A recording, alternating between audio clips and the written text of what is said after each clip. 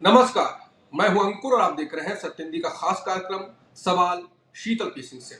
कार्यक्रम में शीतल पी सिंह खबर का पोस्टमार्टम करते हैं और अपने बेधड़क और बेबाक अंदाज में खबर की परतें उधेड़ते हैं। अब बात खबर की करते हैं। खबर है कि अंबानी परिवार का जो वंतारा बनवाया गया है गुजरात में, वो बहुत चर्चा में रहा और अब चर्चा में है क्योंकि अंतर्राष्ट्रीय विवादों में वो घिर गया है। नीला मैको, जो कि ब्राजील का स्थानीय पक्षी है, जो कि एक्सटिंक्ट हो चुका था, यानी कि विलुप्त हो चुका था, वो प्रधानमंत्री मोदी के हाथों में वंतारा में देखा गया, जिसके बाद ब्राजील की एजेंसियां, पर्यावरण एजेंसियां हैरान हैं, नाराज हैं। वो सवाल भी उठा रही हैं। वो क्या सवाल उठा रही हैं, उनके जवाब क्या हैं, वो शीतल पी सिंह से जानेंगे। लेकिन सवाल ये भी है कि क्या इनको लाना भारत में कानूनी तौर पर किया गया है या कानूनी तौर पर सही है। दूसरा सवाल कि क्या अरबों डॉलर के दम पर नेचुरल वेल्थ को निजीकरण किया जा रहा है। क्या ये प्राइवेट चीजों को चिड़ियाघर के नाम पर कुछ अपनी चीजें की जा रही हैं, वो शब्द मैं इस्तेमाल नहीं करना चाह रहा, वो किया जा रहा है। सवाल कई हैं, उन सारे सवालों का जवाब आज शीतल पी सिंह से जानेंगे और खबर को समझेंगे, क्योंकि ये खबर बहुत ही एक्सपोज करने वाली है। वंतारा की चर्चा तो है, लेकिन आज भी चर्चा होगी, वो दूसरे सेंस में होगी। आप शीतल पी सिंह से बात करेंगे और समझेंगे कि वंतारा किस मामलों में चर्चा में आ गया है, क्या अंतरराष्ट्रीय विवाद है और क्यों ब्राजील की एजेंसियां नाराज हैं। शीतल सर। दर्शकों को प्रणाम।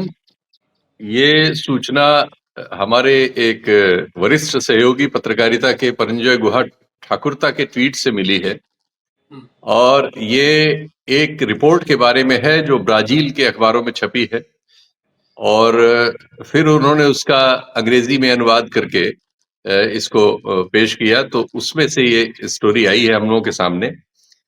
इस स्टोरी की लेखिका है सुजाना कैमार्गो।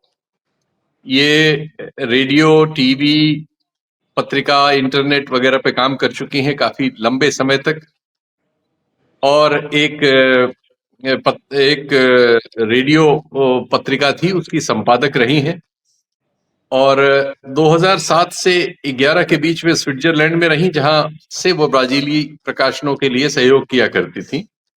बाद में वो यूरोप के अन्य देशों से होते हुए अब अमेरिका में बस गई हैं, वॉशिंगटन डीसी में रहती हैं और जलवायु परिवर्तन पर और पर्यावरण जैसे विषयों पर लगातार उनका काम है दुनिया में। तो वो बहुत इस मामले में प्रतिष्ठित है और ये उन्हीं की रिपोर्ट के जरिए ये बहस फिर से दक्षिण अमेरिका में और खासकर ब्राजील में शुरू हो गई है। और ये इसलिए हुई कि जब हमारे प्रधानमंत्री जी वंतारा अभी गए थे बीते दिनों, वहां से जो चित्र आए और वो विभिन्न एजेंसियों द्वारा जब दुनिया में पहुंचे और लैटिन अमेरिकी के अखबारों में भी छपे, दक्षिण अमेरिका के, ब्राजील वगैरह में, उसमें जिस पक्षी को लिए हुए वो खड़े हैं, इसको आप देखेंगे, इस पक्षी को लेकर ये विवाद हो गया है। ये इसलिए भी कि ये ब्राजील का राष्ट्रीय पक्षी है जो 2000 के दशक से विलुप्त हो चुका है। ये गायब हो चुका है। ये अमेजन के जंगलों में पाया जाता था। इसकी दुनिया में बहुत चोरी हुई। 7वें दशक से इसको जो अपने घरों में पक्षी वगैरह और जानवर वगैरह पालते हैं अवैध तरीकों से, दुनिया भर के लोग, दुनिया भर के रईस, जिसको क्राइम माना जाता है। और ये उनके अपराध, जैसे हमारे यहाँ शेरों का शिकार एक जमाने में होता था, बाघों का, और उनके नख वगैरह चाइनीज मार्केट में बेचे जाते थे, और वो इलीगल माना जाता था। और एक समय ऐसा हो गया था कि लग रहा था कि हमारे जंगलों से बाघ विलुप्त हो जाएंगे। जैसे चीता हमारे यहाँ से विलुप्त हो चुका है, अभी उसे फिर से लाके उसे बसाने की कोशिश हो रही है, अफ्रीका से चीते लाके, लेकिन वो ओरिजिनल एशियाई चीता नहीं है, वो अफ्रीकी चीता है। तो हमारा जो ओरिजिनल एशियाई चीता था, हम खो चुके हैं। ऐसे ही दुनिया में बहुत सी प्रजातियां हैं पशुओं की, पक्षियों की, जंगली, जो विलुप्त हो चुकी हैं। तो ये पक्षी जो नीला मकाओ, नीला मैका, या और भी कुछ इसको नाम अलग अलग दिया जा सकता है, इसका जो वैज्ञानिक नाम है वो साइनोप्सिटा स्पिक्सी, ये इसका वैज्ञानिक नाम है। ये पक्षी 2000 के दशक से गायब हो गया था ब्राजील के जंगलों से। आप जानते हैं ब्राजील में अमेजन के जंगल है जो दुनिया के फेफड़े कहलाते हैं, सबसे बड़े जंगल है दुनिया में। वहां हजारों किस्म की वनस्पति है और हजारों किस्म की ही पशु पक्षियों की वैरायटीज पाई जाती है। ये उनका राष्ट्रीय पक्षी है। जैसे हमारे यहाँ मोर को हम लोग संज्ञा देते हैं, उसी तरह से उनका ये है, लेकिन ये उनके यहाँ से गायब हो गया था, क्योंकि जैसा मैंने बताया सारी दुनिया में इसकी चोरी हो रही थी। अब ये एकाएक वंतारा में मिला और वहां हमारे प्रधानमंत्री के हाथ में था। तो ब्राजील के अखबारों में और दुनिया के अखबारों में ये आया कि एक किसी सार्वभौम देश का प्रधानमंत्री, वो भी भारत जैसे दुनिया के सबसे बड़े लोकतांत्रिक देश का प्रधानमंत्री, किसी ऐसे पक्षी के साथ किसी प्राइवेट चिड़ियाघर में कैसे हो सकते हैं जो विलुप्त हो चुका है, और अगर वो इस तरह से खुले में पाया जाएगा तो उसे ये माना जाएगा कि ये अपराध के जरिए वहां तक पहुंचा है। यानी एक अपराध में हमारे प्रधानमंत्री के शामिल होने के बारे में ये पूरी धारणा वहां मीडिया में आई है। यानी अनजाने या जाने में प्रधानमंत्री के जरिए एक ये वन्य जीवों के संदर्भ में जो दुनिया के कानून है उससे संदर्भित एक अपराध घट गया है। ये बहुत बड़ी बात है और पूरे दक्षिण अमेरिका में अब इसकी चर्चा हो रही है। इसलिए भी कि भारत जो है, जो इस तरह के जानवरों के बारे में, जंगली जानवरों के बारे में, जंगली पशु पक्षियों के बारे में एक अंतरराष्ट्रीय कानून है साइट्स, CITES, इसका हस्ताक्षर करता है। जो जो देश इसके हस्ताक्षर करता है वो ये मानते हैं कि इस अंतरराष्ट्रीय संधि के तहत वो इस तरह के अपराधों में नहीं शामिल होंगे। दुनिया में जहां भी हम लोग कई बार सोशल मीडिया और उस पर फोटोज वगैरह देखते हैं कि लोगों के घर में चीता पला हुआ है, शेर है, कुछ पक्षी हैं, इनमें से ज्यादातर चोरी और अपराध के होते हैं, इनकी स्मगलिंग होती है, इन पे बड़े सख्त कानून है। भारत में भी आप खबरें पढ़ते रहते होंगे कि विभिन्न ऐसी प्रजातियों के कछुए वगैरह लेके कोई पकड़ा गया, उसमें 3 साल से 7 साल की सजा है, मिनिमम 3 साल की सजा होती ही है उसमें। तो ये जो चीज है, इन चीजों पर कानून देश में भी और दुनिया के बने हुए, और इनका अगर उल्लंघन होता है तो फिर उसमें आदमी अपराधी की श्रेणी में आता है। अब हम जिस समय तहव्वुर राना के प्रत्यार्पण पर खुश हैं, प्रत्यार्पण पर, तो उस समय हम अपने देश के लोगों के और खासकर अपने प्रधानमंत्री के बारे में इस तरह की खबर कहीं भी अगर दुनिया में आए जिसमें अपराध का शब्द जोड़ा जाए, जुड़े, तो हमारे लिए बहुत ही गंभीरता की बात है। और दुर्भाग्य से ये गंभीरता आई है।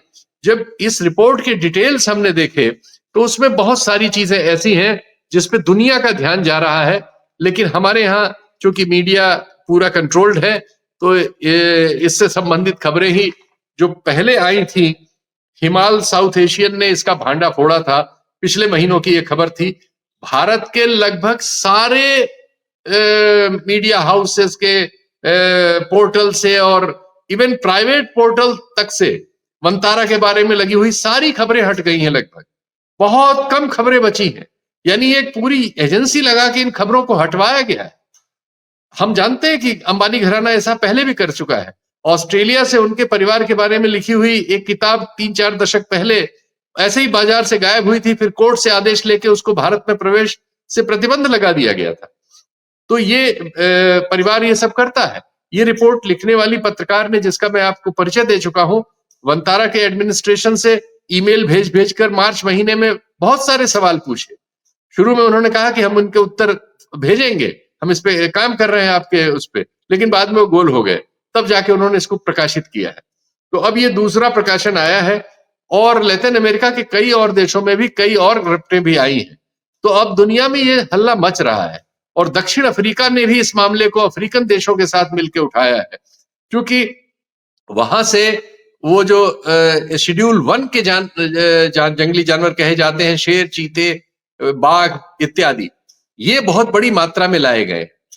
ये और सूचना इस रिपोर्ट में आई है कि दुनिया का सबसे पुराना चिड़ियाघर जो लंदन में है, जो 1828 में खुला, उसमें कुल 8000 जानवर है। लेकिन एक जर्मन अखबार सुडायको जाइटुंग के अनुसार जो ये वंतारा वाला चिड़ियाघर या क्या कहें इसको, अभी तो इसके बारे में यही क्लियर नहीं कि इसको क्या नोमेनक्लेचर दिया जाएगा, क्योंकि भारतीय कानूनों में चिड़ियाघर वगैरह के लिए अलग तरह की परमिशंस होती हैं, अलग तरह के कानून में बदलाव की जरूरत होगी जो नहीं हुआ है। तो ये अभी इन्होंने इसको रिहेबिलिटेशन सेंटर कहा है। तो उसमें बताया गया इस खबर में जर्मन अखबार की कि इसमें 10,000 से लेके और 39,000 10,000 to 39,000 जानवर वहां रखने की योजना है उनकी। और इस मतलब उनके उस अखबार की रिपोर्ट के अनुसार तो यानी इसके पैसे भर दिए गए हैं, वो धीरे धीरे वहां पहुंच रहे हैं। अब एक और कानून का उल्लंघन सामने आता है, क्योंकि इन जानवरों को कस्टम कैसे क्लियर कर सकता है कहीं भी किसी भी देश का, तो इसमें जरूर उन रास्तों का इस्तेमाल किया गया होगा जो स्मगलर इस्तेमाल करते हैं। और या फिर चूंकि भारत में तो इस घराने की बहुत सामर्थ्य है, जिस घराने का वंतारा है आप और हम जानते हैं, जब प्रधानमंत्री उसके उद्घाटन में जा सकते हैं बिना ये देखे हुए कि ये कहीं किसी कानून का उल्लंघन है कि नहीं, तब आप समझ सकते हैं कि उनकी सामर्थ्य भारत में क्या है। तो भारत में उनको भले ही कस्टम में परेशानी न हो, लेकिन जहां से ये लाए गए होंगे, वहां से तो कस्टम और दूसरे कानूनों का उल्लंघन हुआ होगा। और इससे संबंधित एक सूचना मिली है।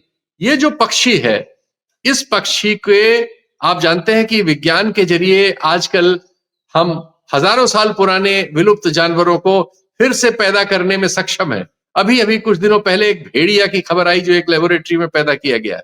लेकिन ये लेबोरेटरी में तो कर लिए जाते हैं, इनका पुनर्वास यानी फिर उस जंगल में इनको स्थापित करना जहां से ये गायब हुए, वो बहुत कठिन काम है। इसके लिए जर्मनी की एक प्राइवेट संस्था ACTP, association for conservation of threatened parrots, ये एक वैज्ञानिक संस्था है किसी प्राइवेट ओनर की। इसने ब्राजील सरकार से एक समझौता किया था। ब्राजील सरकार का भी इस मामले में एक विभाग है, जहां से उन्होंने इस पक्षी से संबंधित जो भी उनके पास वैज्ञानिक तथ्य और दूसरी चीजें थी और कुछ सैंपल्स थे उनके डीएनए वगैरह के, वो सब प्रोवाइड कराए थे। उसके बाद इसमें 2020 में इन पक्षियों के पुनर्प्रजनन का काम हुआ लेबोरेटरी में, और उसमें कुछ पक्षी क्रिएट हुए। इनका एक ही बिल मिलता है जो बेल्जियम को यहां से एक जोड़ा या दो जोड़ा पक्षी गए थे, वो बिल करीब 3 करोड़ भारतीय रुपयों का है। यानी एक जोड़े पक्षी की कीमत 3 करोड़ थी। तो आप समझ सकते हैं कि करीब 24 पक्षी माने जा रहे हैं कि इस वनतारा में आ चुके हैं ये, और ये इसी जगह से आए हैं, जर्मनी की संस्था से। ब्राजील ने इस संस्था के साथ एग्रीमेंट था, उसको लेके बड़ा कड़ा ऐतराज जताया है कि आपने ऐसा कैसे कर दिया। ये तो इसलिए आपकी हमारी संधि हुई थी कि आप इनको डेवलप करेंगे और उसके बाद हम उन्हीं जंगलों में इनको पुनर्स्थापित करेंगे, ये हमारा पक्षी है। ये ब्राजील का इसमें आरोप आया है। तो अब ये संस्था, लेकिन चूंकि प्राइवेट संस्था है, इनके जर्मन सरकार से ब्राजील सरकार ने इसको उठाया है कि ये कैसे हुआ और ये कैसे ये वनतारा में पाया गया ये पक्षी जाके। और अब इसका ये जो पुनर्प्रजनन का और पुनर्स्थापना का काम है, फिर से उन जंगलों में बसाने का, वो काम कहाँ पहुंचेगा और हो पाएगा कि नहीं होगा, ये सारे सवाल इस समय ब्राजील के मीडिया में गूंज रहे हैं। ये बहुत ही मतलब कोई भारत के लिए गर्व की बात तो नहीं हो सकती कि इस तरह के मामलों में हमारा नाम आए, और उससे भी ज्यादा शर्मिंदगी की बात यह होगी कि उसमें हमारे प्रधानमंत्री का नाम आए। अगर ये पक्षी, अगर तो नहीं, अब ये तो तथ्य है, ये पक्षी विलुप्त है, इस पक्षी के डेवलपमेंट का काम चल रहा था, इस पक्षी को इस तरह से इंपोर्ट एक्सपोर्ट नहीं किया जा सकता था, तो हमारे यहाँ तो जरूरी था कि इस बारे में जांच होती, और जी तो जहां सर, जो गलती पाई जाती है उस जी जिस पूछिए। इलाके में जिस जगह पर जो वनतारा बसाया गया बनाया गया है, तो वो ये उस रिपोर्ट में ही बताया गया है कि इनको कुछ और चाहिए, जो जो एक्सटिंक्ट पक्षी हैं, पशु हैं, लेकिन उस इलाके में इनको रहने के लिए वो सुविधाएं, वो तरीका ही नहीं, वो नेचर ही नहीं है, इनको नहीं, जबरदस्ती वहां पर। बिल्कुल, ये बिल्कुल आपने अच्छा सवाल उठा दिया, मैं इसको भूल रहा था। जी, हाँ। एक तो ये रिफाइनरी के बगल में है, हमारे सीपीसीबी की ओर से ये पॉल्यूटेड एरिया बताया गया है, क्योंकि रिफाइनरी जहां होती है वो एक खास किस्म की गैसों का उत्सर्जन करती है। दूसरे, गुजरात का जो क्लाइमेट है वो बहुत गर्म है। अभी आपको याद होगा कि अभी जो ये गर्म आंधी आई है नॉर्थ में, ये गुजरात से इनिशिएट हुई है, गुजरात में अभी तक थी, काफी उससे वो बड़ा गर्म इलाका है। उस इलाके के लिए ये पक्षी और ये जानवर नहीं बने हुए। तो ये और दूसरे, वो एरिया बहुत छोटा है, इस तरह के डेवलपमेंट के लिए बहुत बड़े एरिया की जरूरत होती है। हालांकि अब एक और सूचना आ गई है कि महाराष्ट्र सरकार के एक मंत्री वनतारा की तरह प्रपोज कर रहे हैं अंबानी से कि हमारे महाराष्ट्र में भी खोल दीजिए। देखिए, ये सब लोग कानून कायदे को नहीं देख रहे हैं, अंतरराष्ट्रीय संधियों को जिसका भारत हस्ताक्षर करता है उनको नहीं देख रहे हैं, और क्या किए जा रहे हैं। तो कुल मिला जुला के ये जो कंट्रोवर्सी है जो इस नीले मकाऊ पक्षी से उभरी है, ये भारत के लिए ठीक है, कोई बहुत बड़े देश इसको अभी नहीं उठा रहे हैं, लेकिन लैटिन अमेरिका, अफ्रीका वगैरह के देश उठा रहे हैं। और ये कोई अच्छी बात नहीं है कि हमारी इन सब मामलों में चर्चा हो, जो मामले दुनिया में किसी न किसी किस्म के अपराध की श्रेणी में आते हैं, और उससे भी बुरा ये हो कि उसमें प्रधानमंत्री का नाम हो। हम जानते हैं कि दुनिया भर में इस तरह के शेड्यूल 1 के जो एनिमल और पक्षी हैं, उनकी स्मगलिंग एक बहुत बड़ा धंधा है, शेर, चीते, बाघ वगैरह की। शेख वगैरह जो ऐसे देश हैं जिनमें ऑटोक्रेसी है, उनमें बहुत से लोग इस तरह से ले जाते हैं और जानवरों को अपने घर में पालते हैं, लेकिन वो सब गैर कानूनी माना जाता है। वो दुनिया में कहीं उसको लेके नहीं जा सकते और उन देशों को अच्छे देशों के रूप में शुमार नहीं किया जा सकता। भारत एक लोकतांत्रिक देश है और उम्मीद की जानी चाहिए कि हम कानून कायदे से चलने वाले देश के रूप में ही दुनिया में जाने जाएं। कानून कायदे को ताकतवर लोगों के लिए, धनवान लोगों के लिए उल्लंघन करने वाले देश के रूप में हमारी अगर ख्याति बनती है तो ये बहुत शर्मिंदगी की बात होगी। नीले मकाऊ के लिए इतने शब्द ही हम अर्पित कर सकते हैं, अर्जित तो क्या कहें। तो देखिए, हो सकता है कि अपने घर वापस जाए और उन्हीं जंगलों में जहां से इसको गायब किया गया था वहां ये फिर मिले। ये ज्यादा अच्छी बात होगी प्रकृति के लिए भी, दुनिया के लिए भी। बिल्कुल, यहीं पे कार्यक्रम को खत्म करेंगे। जैसे कि शीतल सर ने कहा कि जहां से ये आए हैं, जहां से ये लाए गए हैं, ये वहां पर रहे। और जैसे आपने संजय ठाकुर जी का जिक्र किया था, उन्होंने भी ट्वीट करके यही कहा है कि इनको वहीं पर भेज दीजिए। मैं नास्तिक हूँ, लेकिन मैं ये कहूंगा कि उन्होंने और लंबा ट्वीट किया है कि जहां पर आए थे उन्हें वहीं पे रखिए, क्योंकि यहाँ पर जैसा कि आपने खुद ही कहा कि इलाका और नेचर नहीं इनको सपोर्ट कर रहा है, लेकिन ये क्यों ला रहे हैं क्या। और जैसे सर ने कहा कि आपराधिक तरीके से, कि गैर कानूनी तरीके से, क्योंकि ब्राजील, साउथ अफ्रीका ने भी पहले इससे पहले सवाल उठाए थे। काफी सवाल है लगातार, जैसा कि सर ने कहा कि चिड़ियाघर भी नहीं है, ये चिड़ियाघर भी अभी नहीं बनाया जा सकता, ना बताया जा रहा है। तो क्यों किया जा रहा है ये आपराधिक, कानूनी तरीके, गैर कानूनी तरीके से। और ये भी अगर इसमें और रिपोर्ट आगे आई तब भी शीतल सर से चर्चा करेंगे और जानेंगे कि वनतारा में क्या बन रहा है। नमस्कार।